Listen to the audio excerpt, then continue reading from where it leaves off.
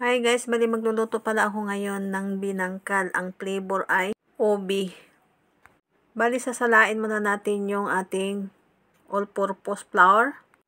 4 cups lang yan ginamit ko. Hindi maglagay tayo ng butas sa gitna. Ilalagay na natin yung 1 cup na tubig. Tapos isusunod na natin yung sugar na white. And then pati yung itlog, asin, pati yung baking powder. Pagkatapos na nilagay natin yung ating asukal at saka yung asin, haluin muna natin at para matunaw naman siya. Pag natunaw na yung nilagay natin ng asin at saka yung asukal, maglalagay na rin tayo ng oil. Depende na sa inyo kung anong oil ang inyong gustong ilagay. And then pagkatapos sa nailagay natin ng oil, maglagay na rin tayo ng flavoring na ube. After natin na ilagay, haluin muna natin siya at para naman mag-combine yung lahat ng ingredients na nilagay natin. So, bali pa unti-unti lang ang ating pag-mix. And then, pagkatapos pala niyan, pag ganyan, mag-a-add tayo ng harina. Pag ganyan yung ating dough, mag-a-add lang tayo. Bali pa unti-unti lang. And then, pag hindi na ganyan ng kanyo, pwede na kayong gumamit ng kamay. Siguraduhin na nyo na malinis yung kamay nyo. Bali, masahin natin siya hanggang sa mabuo lang siya. Paunti-unti lang ang paglagay natin sa harina. Pag ganyan pa yung ating dough, mag-a-add pa tayo ng harina. So, bali yung kalahating cup, paunti-unti lang ang paglagay nyo. After pala na mapakinis na natin siya, pag ganyan na yung ating dough, medyo okay na yan siya. And then, ganunin na lang natin.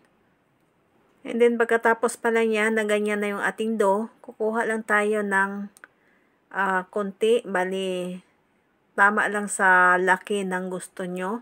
So, bali, pag dumikit pala sa kamay nyo, maglagay lang kayo ng oil para dili siya didikit sa kamay nyo pag binilog na niyo siya. And then, tapos na tayo nagbilog. And then, may tubig pala ko niyan. Ilulubog muna natin siya dyan sa tubig. And then, ilalagay natin siya sa sesame seeds. Ang purpose ng tubig para dumikit yung sesame seeds natin.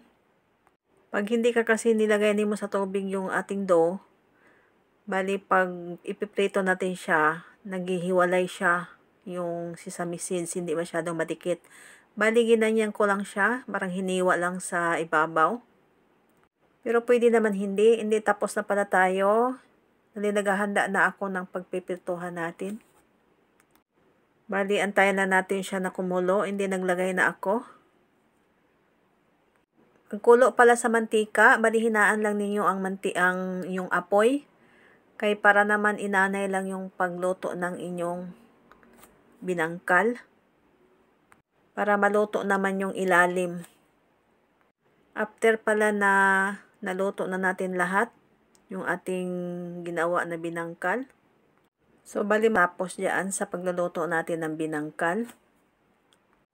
Pag gusto talaga ninyo na negosyo ito, kailangan mo talaga titimbangin siya kaya para makosting kung magkano ang ibebenta nyo. So, ayan pala luto na lahat.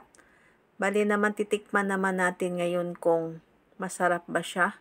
Yan na, tikman na natin.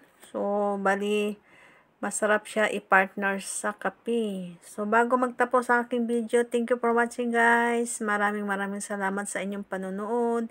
See you sa next vlog. Bye-bye!